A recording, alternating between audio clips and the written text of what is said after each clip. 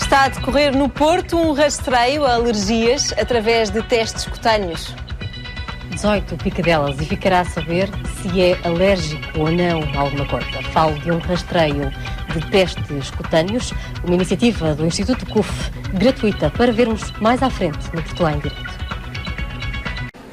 No Porto, o Instituto CUF está a fazer rastreio a alergias através de testes cutâneos no âmbito de uma investigação clínica na área das alergias.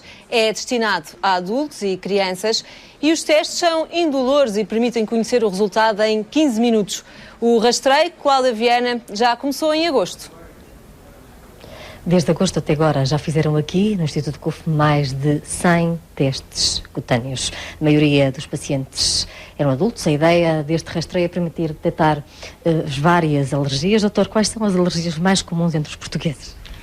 Em Portugal, os mais comuns são os ácaros do pó da casa, são alergénios do interior. Estamos na altura deles, não é? Estamos na altura deles, começa a ser agora a altura, no início do outono e até o início de inverno, onde existem mais quantidades de ácaros nas nossas casas e nos interiores dos edifícios. Isso é normal. Infelizmente, algumas pessoas, bastantes neste caso, têm um aumento exagerado de resposta de defesa do organismo contra os ácaros. E isso muitas vezes dizem ando constipada há não sei quanto tempo e não é nada, não é? Exatamente, era isso que estávamos aqui a conversar até com esta senhora que teve de facto doença alérgica em criança, teve asma, depois felizmente foi tratada e andou bem, mas agora estava-se exatamente a dizer que tinha constipações muitas vezes e prolongadas, e isso de facto é um sinal de suspeita muito grande, porque as constipações, as viroses são muito limitadas no tempo, e quando há de facto esse prolongamento é um sinal de suspeita que obriga de facto a um despiste, não é sinónimo, mas obriga a um despiste em termos de alergias, e é exatamente aqui o caso. Muito bem. Como é que soube deste rastreio aqui gratuito? Soube através do jornal, qualquer, não me lembro já. Sei que li no jornal e resolvi inscrever-me, exatamente porque andava já com esta suspeita e com este problema.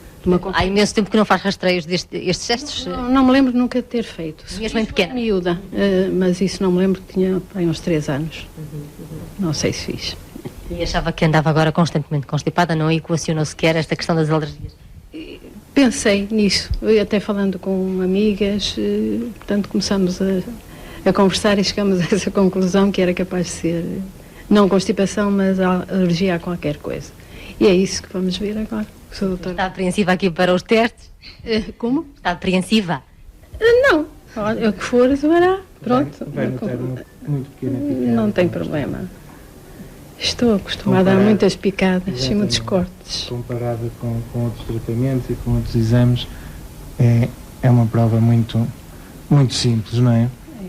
Doutor, falávamos também há pouco da necessidade de medicação de prevenção para as pessoas com mais alergias nesta altura do ano.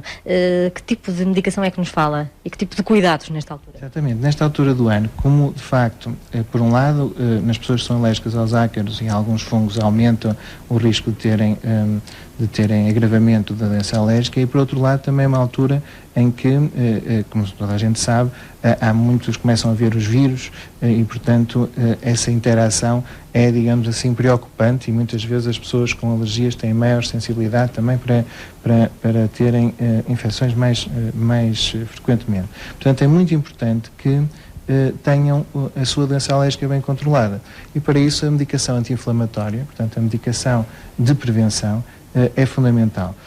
Estamos a falar de quê, por exemplo? Estamos a falar de alguns sprays nasais, no caso da rinite, de alguns dos inaladores, portanto, às vezes chamadas bombinhas de medicação inalada pela boca, medicação respirada, e essa é também, de facto, uma das vantagens grandes da medicação atual e que nos últimos 20 anos vieram a revolucionar estas doenças, porque felizmente são aplicadas quase localmente, portanto, quer a parte nasal, quer os brônquios são acessíveis ao medicamento diretamente, e portanto a quantidade de medicamento que é necessário administrar é muito pouca, portanto pouco vai para o resto do organismo, e portanto são medicamentos muito seguros e que podem e devem, na maioria dos casos, ser administrados regularmente, e então em épocas desta altura ainda mais, para que realmente não haja o risco de ter os agravamentos que falamos.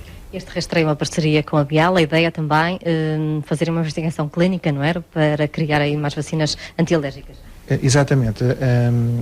O Instituto CUF e a Bial têm uma colaboração no sentido de promover a investigação clínica nas doenças alérgicas e, nesse sentido, o objetivo é também que haja, estudos clínicos de vacinas antialérgicas, que é, o tratamento de ponta, aquele que, nos casos em que é necessário, é único, é capaz de modificar a história da doença alérgica e, não sendo exatamente uma cura, é o único tipo de tratamento que permite, a longo prazo, modificar os sintomas e diminuir os riscos da evolução da doença alérgica.